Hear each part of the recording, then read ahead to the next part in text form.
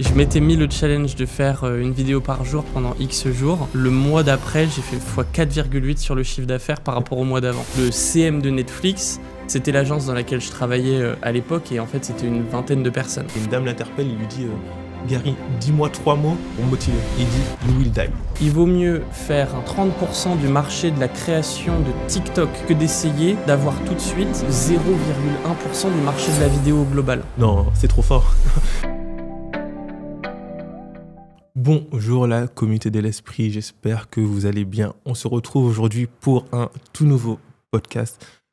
Le podcast Éveille ton esprit, juste pour petit rappel, est un podcast qui sert à éveiller les esprits en s'inspirant d'autrui. C'est pour cela que chaque mois, je reçois une nouvelle personnalité qui va venir nous raconter son parcours, ses échecs, mais surtout ses réussites. Et aujourd'hui, j'ai la chance de dire qu'on est à domicile puisque je reçois JB, qui est tout simplement le créateur, le fondateur du studio On Air, là où je tourne tous mes podcasts. JB, comment tu vas ? Merci beaucoup Jean-Olivier, ça va super et toi ? Très très bien, merci. Merci du temps que tu nous accordes. C'est moi, merci de me recevoir sur le podcast. Pour la petite histoire, et c'est là que c'est vraiment intéressant et important, évidemment, Alexandre joue encore un rôle puisque c'est lui qui m'a présenté JB, qui m'a parlé du studio. Mais comme je vous l'ai dit, j'avais déjà une chaîne YouTube. Je faisais des vidéos solo et je me suis dit, pourquoi pas faire des vidéos différentes, surtout que je consomme énormément de podcasts. Donc j'ai dit à Alexandre que je voulais faire des podcasts. Et au même moment, il me dit qu'un nouveau studio a ouvert à Reims. Je suis allé voir le studio et sincèrement, ce n'est pas encore une fois de la publicité, mais le studio de JB est tout simplement magnifique. C'est trop gentil, merci. Vous avez pu le voir dans les différentes pièces, c'est vraiment magnifique. Et surtout, c'est le podcast et c'est le lieu qui me permet d'avoir cette qualité, surtout au niveau de la photo, de la vidéo et du son. Donc JB, est-ce que tu peux nous raconter un petit peu ton parcours ? Avec plaisir. Donc moi j'ai démarré un parcours ultra classique, 2 parents, une maison normale avec un bac S simple, le parcours très simple français j'ai envie de dire. Et de ça j'avais envie de faire de la physique-chimie, mais j'ai pas eu la classe que je voulais, donc j'ai dû reprendre un peu plutôt une passion que j'avais qui était tout simplement de faire de la vidéo. J'avais une GoPro attachée au casque depuis mes 12 ans. Je faisais du ski, de la trottinette, du skate, peu importe. Et c'était moi le mec qui faisait les vidéos dans le groupe d'amis. Et en faisant ça, au final, je me suis dit que je pourrais potentiellement faire du digital dans le domaine de la science et que je pourrais rattraper la science par le digital, en fait. Et donc, c'est pour ça que je suis parti vers ces études-là. Et au final, en allant dans le digital, je suis plutôt tombé du côté passion vidéo que retourné du côté science. Et aujourd'hui, j'ai mes sociétés qui font que de la vidéo et je tourne que dans ce bain-là, quoi. D'accord. Avant de parler de tes sociétés, par rapport à ton parcours, tes expériences professionnelles, est-ce que tu as eu la chance de travailler dans une entreprise ou comment tu as découvert, on va dire, cette passion et comment tu as bien segmenté ce que tu voulais créer plus tard ? En fait, j'ai une méthode assez scientifique classique. Je voulais vraiment procéder par élimination. Je voulais pas manquer. Je voulais pas pouvoir regretter aucune décision que je pourrais prendre. Donc, je m'étais dit que je voulais tout tester. Et j'ai eu la chance de travailler avec des gros créateurs de contenu au tout début de mon stage. J'ai fait un premier stage en bachelor 1 qui m'a pas forcément plu à 100%. Donc, j'ai sacrifié mon premier été pour faire 2 mois et demi, 3 mois de stage supplémentaire avec des gros créateurs de contenu. Et ensuite, je me suis dit qu'une fois que j'avais fait ça, je voulais tester l'agence. Donc, je suis allé dans une grosse agence parisienne pour pouvoir tester aussi cette manière de travailler. Après ça, je me suis dit que je voulais tester la start-up et l'industrie. Et donc, sur les 2 dernières années d'alternance, d'abord l'industrie dans une boîte qui fait de la pelouse, où j'ai mis les bottes, on est allé sur le terrain, etc. Et en même temps, et l'année d'après, la start-up avec une start-up tech qui avait levé des fonds à Paris pour faire de la food tech, etc. Et du coup, en sortant de mes études, j'avais testé l'agence, les créateurs de contenu, l'industrie, la start-up. Et ce que j'avais préféré, c'était l'agence. Donc, la société que j'ai montée, c'était une agence. D'accord. Merci déjà pour toute cette matière. 2 choses. Encore une fois, je ne vais pas le répéter, mais il n'y a pas une personne, et j'ai l'impression de me répéter à chaque podcast, qui est venu, qui a présenté son activité ou son histoire et qui ne nous a pas parlé de la passion. Au début, il était scientifique. Ensuite, malheureusement, le système scolaire, l'éducation nationale, lui a pas donné ses vœux. Et il est allé chercher sa passion. Et ce qui donne ce qu'il a aujourd'hui. Et deuxième chose intéressante, et JB nous l'a dit, il a tout essayé. Il a vu son secteur d'activité et il a tout essayé. Et il s'est rendu compte que ce qu'il préférait parmi toutes les possibilités que lui offrait son secteur d'activité, c'était l'agence. Donc du coup, au final, en fait, il faut, comme je disais aussi avec Nicolas et Laetitia, même si vous avez une idée, il ne faut pas hésiter à réajuster votre voile, tout simplement, pour voir toutes les possibilités qui s'offrent à vous. Maintenant, JB, est-ce que tu peux nous dire, en plus du studio, c'est quoi tes entreprises ? Pendant toutes ces années de tests, j'étais en auto-entreprise en même temps. Et sur les 2 dernières années, mes contrats se sont rompus à moitié parce que j'ai été chassé une première fois et j'ai eu une autre opportunité une deuxième. Et ce qui fait que, en fait, je me suis moi-même pris en alternance sur une partie. Et j'ai beaucoup travaillé spécifiquement dans le digital, oui, mais encore plus spécifiquement dans la vidéo, dans le digital. Le contenu en ligne, c'est-à-dire pas les films d'entreprise, pas des beaux plans en drone, mais vraiment du YouTube, des réseaux sociaux, des formats verticaux, du podcast, les nouveaux médias pour les entreprises. Et ça m'a ultra plu. J'ai adoré le faire quand j'étais avec les gros créateurs de contenu parce que je baignais dedans, j'ai fini YouTube, etc. Et j'ai adoré le faire pour l'agence dans laquelle je travaillais, où je travaillais pour des clients gros comme Google, Netflix, Spotify, Google Agriculture, je sais pas, Captain Morgan, des très grosses boîtes qui avaient totalement compris la puissance des réseaux sociaux à l'époque. Le CM de Netflix, c'était l'agence dans laquelle je travaillais à l'époque, et en fait, c'était une vingtaine de personnes. Et tout ça, ça m'a permis de capter que c'était vraiment cette toute petite niche-là de la vidéo qui, moi, était ma zone de génie, mon kiff perso, et surtout ce dans quoi je baignais depuis des années. Et donc, j'ai lancé une première société d'agence de com, où on faisait un petit peu de tout au début, parce que tu prends tous les contrats entrants, t'as pas forcément le luxe de choisir, etc. Et au bout de 6 mois, 8 mois, on a pu focaliser entièrement sur l'aspect vidéo, contenu en ligne dont je te parlais. Et ça m'a permis de vraiment formater cette agence-là en tant qu'agence de montage vidéo pour des contenus en ligne. On va pas récupérer des contenus de mariage, on va récupérer 17 heures de rush de 8 caméras d'un gros youtubeur et lui livrer une vidéo finie. On va récupérer une interview de podcast d'un entrepreneur et lui sortir des formats courts. Ça, c'est vraiment ce qu'on fait à l'agence. Sauf que ça, c'était une seule partie du spectre, on faisait que le montage.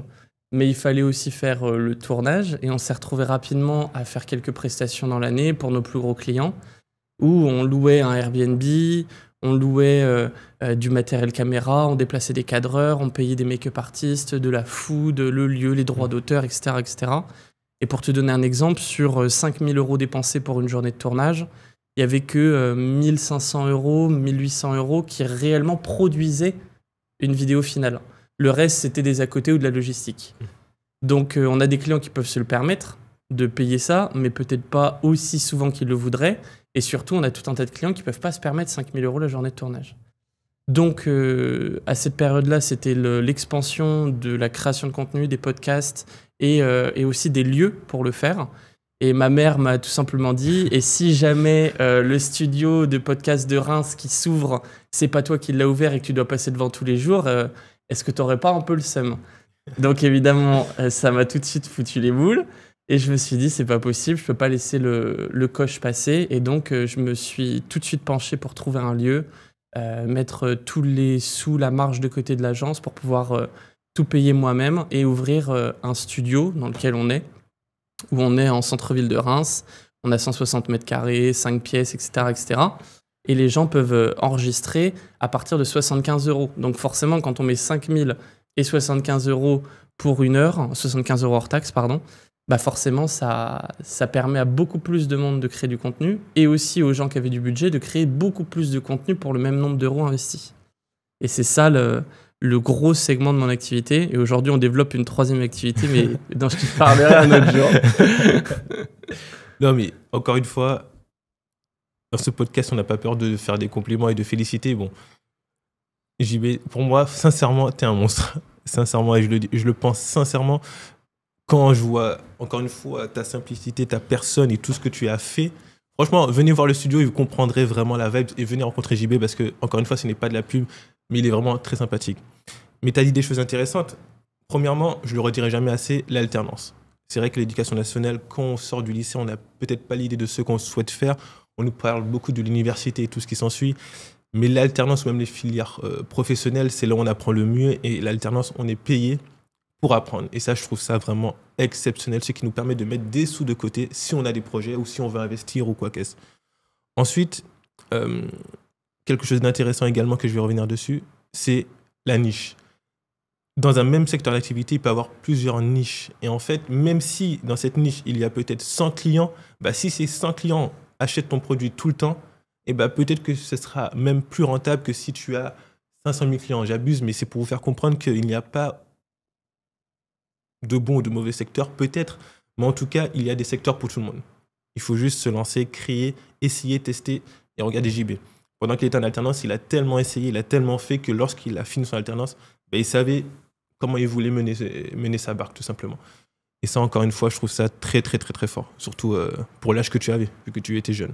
Ouais. Et le gros truc qui est super important, que ce soit dans la création de contenu pour prendre une place en ligne ou que ce soit pour une entreprise, pour une place dans un secteur, c'est vraiment, c'est Sam Altman qui disait qu'il vaut mieux une très grosse part d'un petit marché et ensuite de maximiser la verticale pour ensuite dupliquer les verticales plutôt que d'essayer de faire de l'horizontal direct.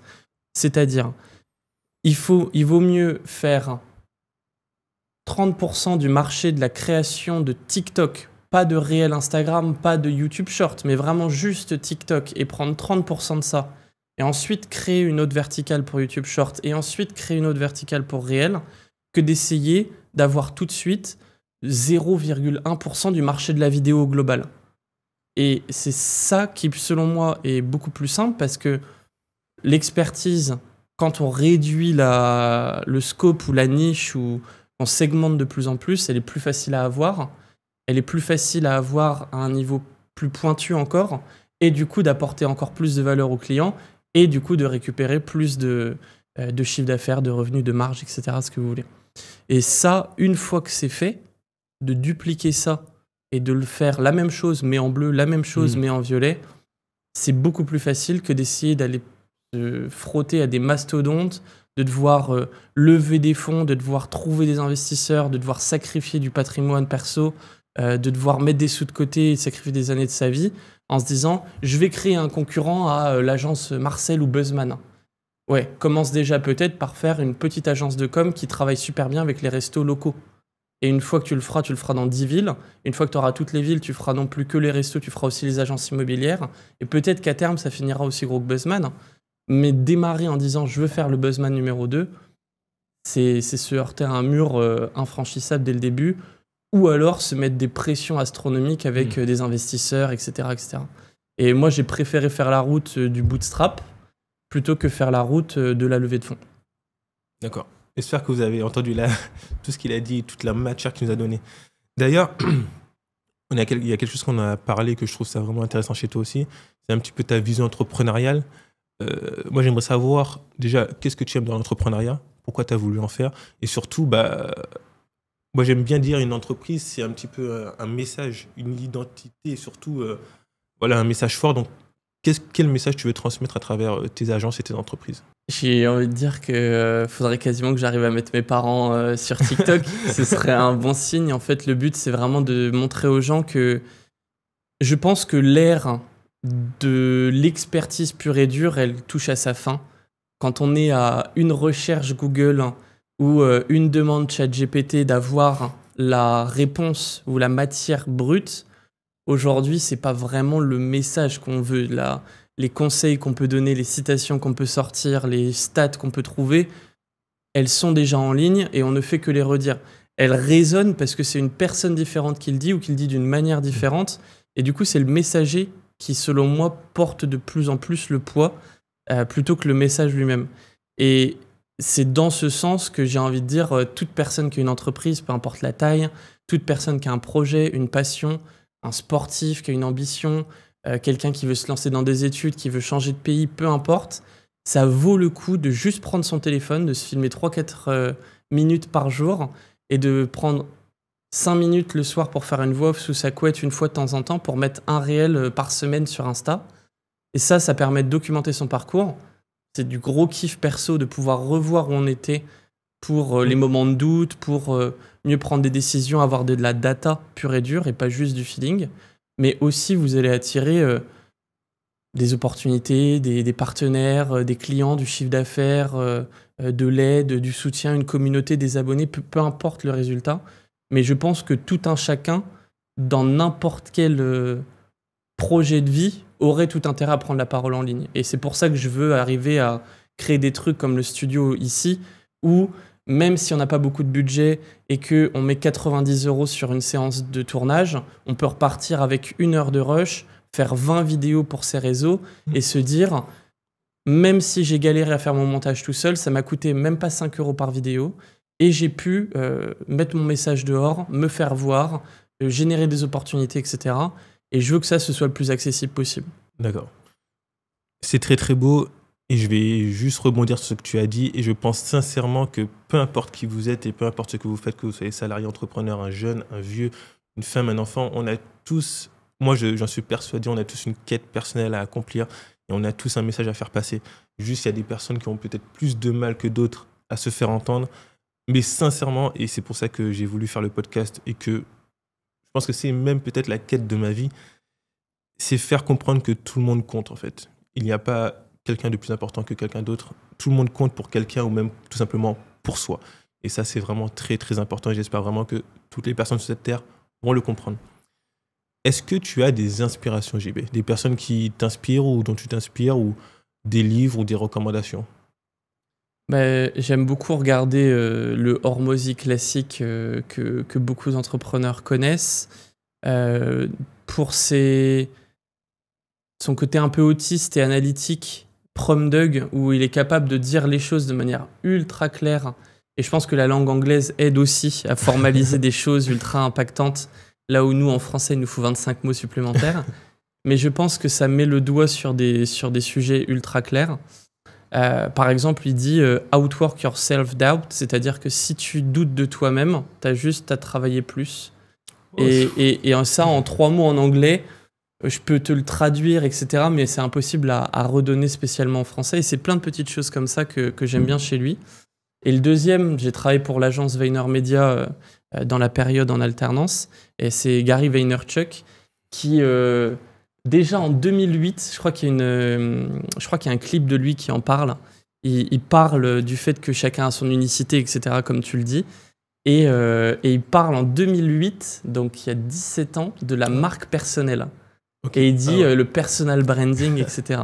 Et ça, c'est des gens qui sont visionnaires. Si peut-être aux États-Unis aujourd'hui, c'est acquis que tout le monde a une marque personnelle, etc., je pense qu'en France, ça arrive. On n'est pas sur le début, je pense qu'on est à la phase d'adaptation où tout le monde en a entendu parler, essaye de la bâtir, la construire, l'améliorer, etc. Mais le truc qui pour moi a résonné le plus chez Gary Vaynerchuk, c'est que de manière ultra simple, on essaye de se rendre unique avec de l'inspiration, de dire oh, tiens, c'est super sa manière de parler à Hormozy, ou j'adore ses hot takes visionnaires à Gary Vaynerchuk, je vais essayer de faire ça moi dans mon contenu. Mais si c'est pas moi, en fait, je vais juste m'enlever de mon unicité où je suis le seul à être moi-même. Ça, je suis le seul. Je vais m'enlever de ça et me mettre dans un bain et dans un marasme cosmique de 10 000, 100 000 personnes qui essayent de copier Hormozy et Gary Vaynerchuk. Et là, je suis plus unique. Parce que je suis plus moi-même. J'essaye d'être Hormozy. Et des gens qui essayent d'être Hormozy, il y en a bien plus que des Jean-Baptiste Roger. Et du coup, c'est ça qui est assez contre-productif dans la marque personnelle. C'est qu'on a envie de s'inspirer, on a envie de copier, etc. Et de regarder à l'extérieur. Mais je pense qu'il faut juste d'abord regarder à l'intérieur et essayer d'incarner soi-même, mais ça veut aussi dire parler de ses avis, parler franchement, être honnête, assumer ses défaites, se montrer entièrement dans les contenus ou dans les prises de parole qu'on fait. Ok. C'est puissant. C'est très, très puissant et très, très beau. Deux choses. Premièrement, la vision. Ça, je suis totalement d'accord. Et l'exemple que je cite en ce moment, c'est Papsan. Vous savez, le streamer français qui est parti en Corée. Je crois qu'il disait, il y a quelques années, il y a quelques mois, on ne le comprenait pas quand il est parti en Corée du Sud, où il disait qu'il va vivre là-bas, il va apprendre le coréen, surtout que c'est une personne de couleur. Et bah, dites-vous maintenant, pour moi, c'est un des meilleurs streamers du moment, même si que je ne le regarde pas forcément, mais sur les TikTok, sur Insta, on le voit partout. On parle de lui partout. Donc, finalement, il avait la vision. Au début, on ne croyait pas en lui. Finalement, maintenant, il est tellement sollicité que je pense qu'il peut faire pas mal de choses. Et deuxièmement, tu as parlé de Gary Vee. Et une petite dédicace à mon frère Dimitri, qui apprécie aussi Gary Vee et Alex Hormozy. Il y a une vidéo de Gary Vee qui m'a toujours matrixé et j'ai trouvé ce gars trop, trop fort. C'est une dame qui est là. Il est dans un taxi et une dame l'interpelle et lui dit Gary, dis-moi 3 mots pour me motiver. Il dit You will die. Et j'ai fait waouh. J'ai fait le gars a dit You will die. Et j'ai fait 3 mots simples, rapides, efficaces. Il a pas, sur la vidéo, il n'a pas cherché à réfléchir 15 secondes, 20 secondes, c'est sorti tout seul. Il dit Tu vas mourir. Et la fille dit Ok, je m'y mets. Ok, je t'aime. Et c'est là que j'ai vu, mais comment ces gars-là sont trop chauds. Et c'est des visionnaires. En fait, on se rend pas compte de. En fait, je sais. C'est incroyable. Bref, c'est un autre débat, mais ils sont juste pour moi, incroyables. c'est comment ces coups d'éclat, de pertinence, d'exceptionnel. C'est deux choses. Ils ont compris le contenu et ils payent un mec 4000 balles par mois à les suivre avec une caméra 24/24. Ça, c'est la première chose. Comme ça, ils peuvent récupérer tous les coups d'éclat, que ce soit le coup d'éclat dans la douche ou à la sortie du taxi. Mais c'est parce qu'ils ont écrit leurs pensées. Et pour moi, si on n'écrit pas, que ce soit le dire en vidéo ou l'écrire dans un blog ou sur un article ou peu importe, ou même dans un post LinkedIn, écrire sa pensée, ça oblige à la formater d'une manière à ce qu'elle soit compréhensible. Et on peut tous avoir pensé un truc super intelligent comme ça, en mode genre, évidemment, je vais mourir, ça va me motiver et tout, mais de le formaliser, d'arriver à travailler sur le choix des mots pour le condenser, que les mots ils soient suffisamment vulgarisés pour être compris par le plus grand nombre, que ce soit organisé d'une manière impactante et que ça fasse une citation, ça c'est du travail d'écriture. On sort pas des citations comme ça, c'est parce qu'on a une idée qu'on a écrit sur une note vocale en sortant de la douche, qu'on a essayé d'écrire un post LinkedIn qui faisait 50 lignes, qu'on a essayé de le transformer en tweet qui en fait 3 lignes, et qu'au final on s'est dit l'essence de ça, le titre de la vidéo YouTube c'est quoi ? Eh ben, c'est cette citation. Et une fois qu'on a cette phrase impactante, on peut l'écrire et la noter quelque part, on s'en souviendra toute sa vie. Parce qu'elle véhicule une idée qui est bien plus large sur laquelle, si moi tu me donnes telle citation, tu vois, quand tu dis Gary Vaynerchuk, you will die, tu sais tout ce qui en découle, tu brodes derrière, tu comprends les tenants aboutissants et tu sors tout ça. Alors que si tu avais sorti une parade de 10 paragraphes, tu t'en serais pas souvenu. Par contre, si les 3 mots tu t'en souviens, tu peux ressortir une parade de 10 mots qui correspond au truc. Et c'est dans ce sens-là où c'est ultra impactant d'écrire, parce que ça oblige à travailler sur les pensées d'une manière tellement différente que juste le fait de parler. Et ça, c'est ultra important quand on veut créer du contenu, ou en tout cas formaliser ses pensées et les transmettre. Et se faire comprendre en vidéo, en texte, peu importe quoi. J'espère sincèrement que vous avez noté toute la valeur que JB vient de donner là, parce que c'est tellement important. JB, le studio vient de fêter ses 1 an. Ouais. Déjà, félicitations. Merci. Et c'est quoi le bilan que tu fais de ces 1 an ? Et vers quoi c'est quoi tes aspirations pour le futur ?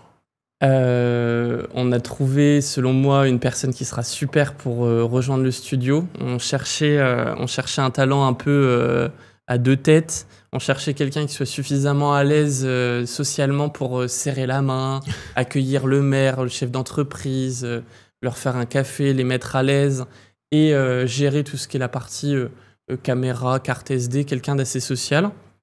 Et en même temps, un gros mangeur de cartes graphiques qui, si la batterie s'arrête, s'il y a besoin de faire du montage, s'il y a un problème technique sur les fichiers, une carte SD corrompue, peut gérer cette partie-là. Donc soit il me fallait quelqu'un d'un peu bipolaire, soit j'ai pas trouvé la bonne personne. Et du coup, ça fait 1 an que je cherche, mais je pense avoir trouvé une super personne pour nous rejoindre en septembre. Donc ça, je pense que c'est la première étape. Les suivantes, c'est peut-être ouvrir d'autres lieux. On ne sait pas, on a eu des propositions de rachat dans d'autres villes qui nous sont tombées dessus. Pas forcément très intéressantes, mais intéressantes sur le plan d'expansion. Cette opportunité-là en particulier, je ne pense pas que je vais activer dessus. On a eu quasiment une dizaine de demandes de franchise pour ouvrir un on-air dans d'autres villes où des gens sont prêts à investir leur propre argent pour ouvrir comme un McDo, en fait. Vraiment de dire, je prends la marque, le marketing, le process, le tablier, la couleur des lumières, la marque des caméras, et refaire la même chose au même endroit. Enfin, à un autre endroit, pardon. Donc ça, je réfléchis à tout ça. Mais sinon, pour moi, c'est d'abord de faire en sorte que Reims, ce soit un super pilote. On a suffisamment de lieux.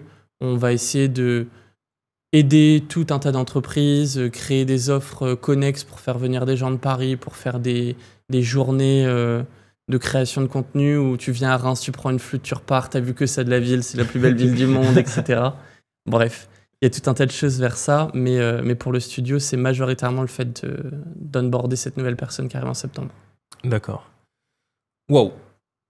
Ça fait 1 an que le studio est ouvert, vous avez vu tout ce qui se passe déjà en 1 an. Et anecdote vraie que JB peut confirmer, JB a mis un post sur LinkedIn pour recruter une personne. Non, je n'ai jamais vu autant de réponses pour un post LinkedIn. Si vous voyez le nombre de commentaires de personnes qui voulaient travailler pour JB, avec JB, j'ai fait non, c'est trop fort. Sincèrement, c'est trop fort. Il est venu à Reims, il avait son idée, son projet. Pour vous dire, il est de la région, mais c'est pas comme s'il avait un réseau énormissime. Il a juste bien fait son étude de marché. Je trouve quelque chose d'intéressant, on en avait discuté en off. Tu m'avais dit que tu avais fait plusieurs studios dans toute la France pour voir qu'est-ce que tu aimais, qu'est-ce que tu aimais pas, pour faire le studio de tes rêves. Donc du coup, en fait, c'est un projet abouti, et quand vous voyez tout ce qui en découle, franchement, respect. Bah, en fait, ça fait à peu près, avant d'ouvrir le studio, ça faisait du coup à peu près 6-8 mois qu'on faisait quand même majoritairement de la vidéo et que cette demande-là était très présente. Et nos clients, entre 5 000 € la journée de tournage dont je te parlais et le fait d'aller dans un studio même concurrent, ils préféraient me garder comme prestataire, enlever un peu du prix du tournage, ou en tout cas me demander un effort de marge et qu'on aille dans un studio existant. Comme ça leur permettait de pouvoir voir le lieu, d'avoir plus facilement des créneaux de tournage, de payer moins cher, et en même temps, moi, ça permettait de produire plus de vidéos pour le même nombre d'euros. Donc en fait, tout le monde était content. Mais ça nous a obligés à aller dans tous les studios de Paris, d'aller dans d'autres studios dans d'autres villes, d'écouter mes clients se plaindre d'un autre prestataire, de dire « Ah oui, mais là, on est au moins deux. J'ai réussi à avoir tel invité de podcast, mais on s'est retrouvé avec les canalisations du bar du dessus qui passent au-dessus de notre tête. La salle, elle est divisée en 2. Et du coup, quand la droite qui est décorée en bleu, ils n'ont pas fini, je peux pas aller dans mon studio rouge qui est décoré qui est libre. Parce qu'en fait, c'est pas vraiment 2 salles différentes, c'est une seule salle qui est décorée de 2 manières. Les salles sont pas indépendantes. Bref, tout un tas de petites choses où on a écrit un carnet de doléances pendant 6 mois de tout ce que les gens se plaignaient. Et aussi, et c'est là où je pense que nous, ça fonctionne sans problème, parce qu'il y a déjà sur environ une trentaine de studios qu'on a ouvert à Paris en 2 ans, il y en a déjà 9 qui ont refermé. Wow. Et là où nous, on a fait dans le bon sens, selon moi, ou en tout cas pour l'instant, ça commence à se prouver que c'est la bonne manière, c'est qu'on avait une société de production qui est le socle sur lequel on crée un studio de tournage. Ce qui fait que tous les tournages, moi, même si on est blindé toute la journée non-stop pendant 2 ans, on a les bras pour faire le montage. Alors que quand vous allez à Paris, que vous ouvrez un studio, que vous ne savez pas comment gérer une boîte de prod avec les montages, les retours clients, etc., et qu'il y a énormément de demandes parce que vous êtes à Paris, vous vous retrouvez sous l'eau avec des clients qui vous mettent des avis 1 étoile, qui demandent des remboursements, et au final, plus de chiffre d'affaires. Et une réputation cramée en 3 mois. Parce qu'il n'y avait pas suffisamment de bras pour soutenir ce besoin-là. Donc, des fois, on travaille avec certains de ces studios en marque blanche pour le montage, avec mon agence de montage. Mais moi, mon studio, je l'ai vraiment construit comme une 2e pierre à l'édifice sur le socle solide du montage qu'on offre déjà à tous nos clients, quoi. D'accord. Et ça, c'est encore une fois super intéressant. C'est les fondations. En fait, ta fondation est tellement solide avec ton agence que tu as juste à ajouter les piliers pour construire un petit peu plus ta maison ou ta future villa, évidemment. Que Et le studio, pour l'ouvrir, pour finir sur ça, en fait, en l'ouvrant, je me suis obligé à dire oui à toutes les opportunités qui arrivaient sur 1 an, 2 ans minimum. C'est-à-dire tous les événements entrepreneuriaux, tous les soirées, tous les cocktails, tous les after-work. Je m'oblige à dire oui à tout ça pour rencontrer les gens, pour pouvoir les accueillir, créer du lien et avoir mais le doigt sur le problème. Parce que si jamais j'avais une salariée dès le début qui faisait ça, même si c'est une excellente salariée qui pourrait gérer ça, je suis pas sûr que le reporting des pain points clients de ah mais moi j'ai peur de comment m'habiller, je sais pas prendre la parole, je sais pas quoi raconter, je sais pas comment le dire, je sais pas faire le montage. La pertinence de l'importance de ces problèmes et du ranking, quel est le problème numéro 1, quel est le problème numéro 2 et comment leur solutionner ça, je l'ai parce que je suis au contact client tout le temps et aussi parce que j'ai pas trouvé la salariée que je voulais. Bon, les deux fonctionnent bien au final. Et il faudra quand même que je reste très très proche du contact client pour avoir cette pertinence dans la réponse business, tout bêtement. Hein. Mais c'était un impératif que je m'étais donné au début de faire tous les événements pour ouvrir le studio, créer de la relation. Parce que comme je t'ai dit, je suis parti faire mes études à Paris. Et quand je suis revenu à Reims, ça faisait 5 ans et demi que j'étais pas du tout revenu à Reims. Donc je connaissais plus personne. Les gens que je connaissais, ils étaient partis en alternance, ils étaient embauchés partout. Il y avait à peine, il y avait ma grand-mère et mes parents, et j'ai redémarré quasiment de là, quoi. Donc ouais, j'ai dû tout refaire de zéro. Donc j'ai fait des visites gratuites, j'ai été à des événements entrepreneuriaux, j'ai fait des ateliers gratuits dans des festivals. D'ailleurs, il y a le festival des entrepreneurs qui démarre, là je vais le faire aussi. Toutes ces choses-là, c'est du temps investi, mais qui faisait partie du business plan de base, de dire la visibilité du studio va dépendre de ma manière d'être visible moi sur Reims, d'abord.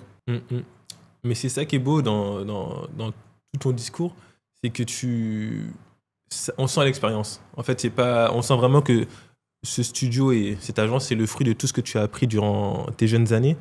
Et tout simplement, est-ce que tu aurais des conseils, ou si tu avais des conseils ou des recommandations à donner pour ceux qui veulent investir, les jeunes, ou même ceux qui veulent ouvrir, pourquoi pas, un studio, une agence, autre part en France?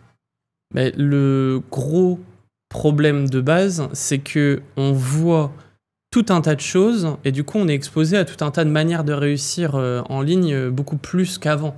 On voyait nos parents faire vigneron, on se disait que ça a l'air de bien se passer pour mes parents, mon grand-père faisait déjà ça, je vais faire vigneron.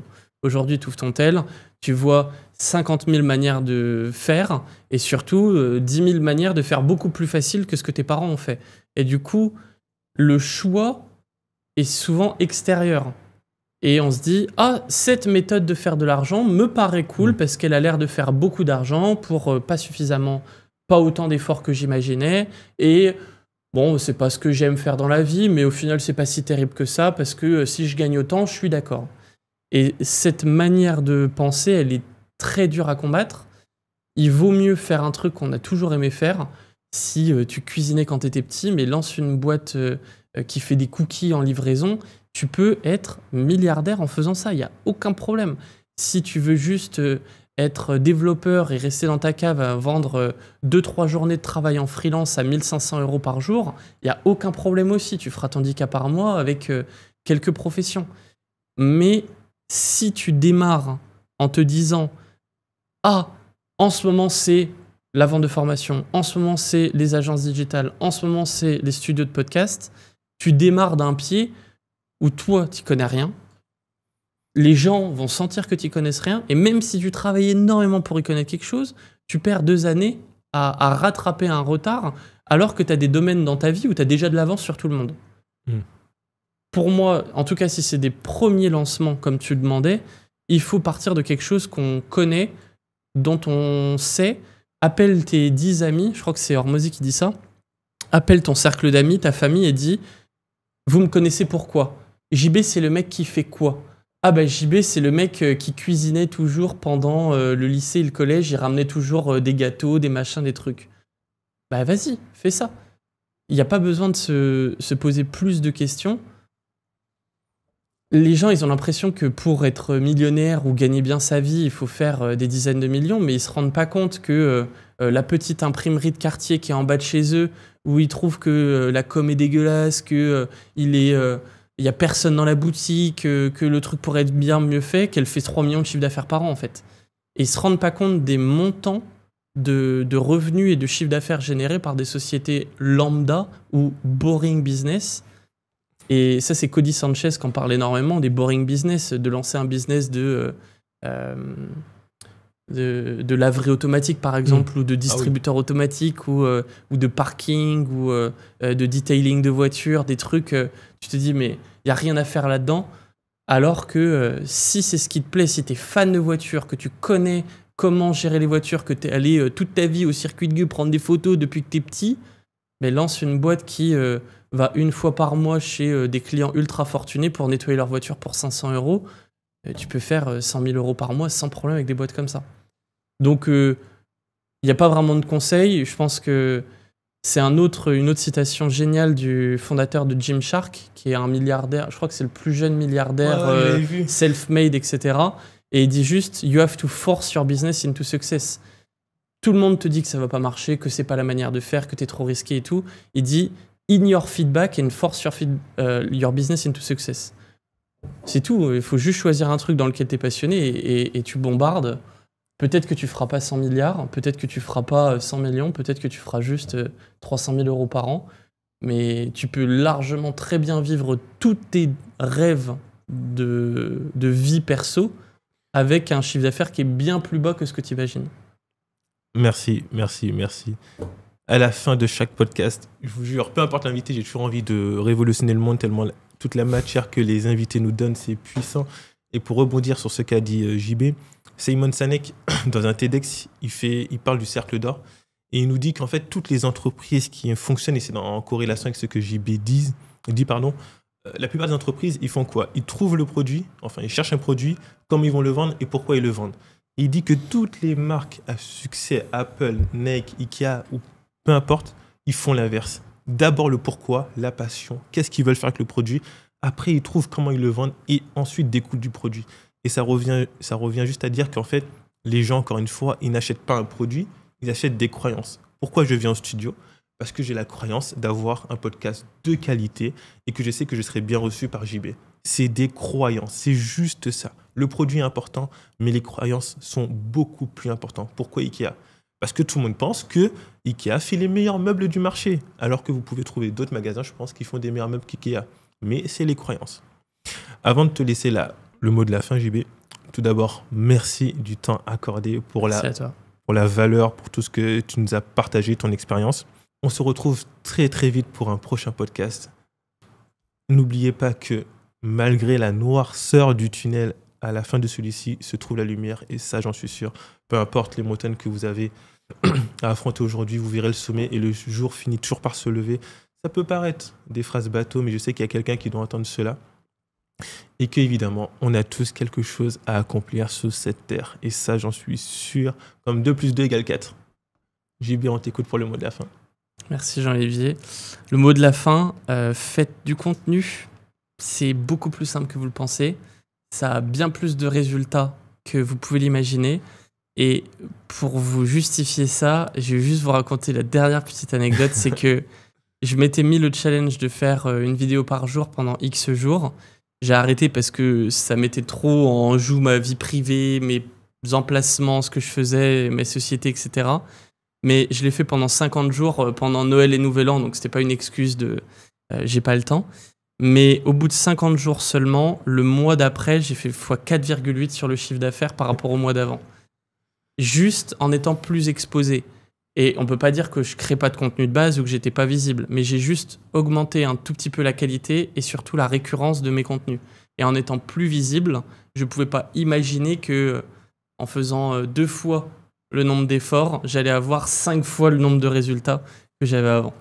Donc ça peut être aussi simple que sortir son téléphone et se filmer de manière cringe comme ça, et ensuite faire une voix off le soir. Mais en tout cas, faites du contenu et incarnez votre projet, votre boîte, votre passion. C'est pas cringe, jusqu'à ce que ça fonctionne.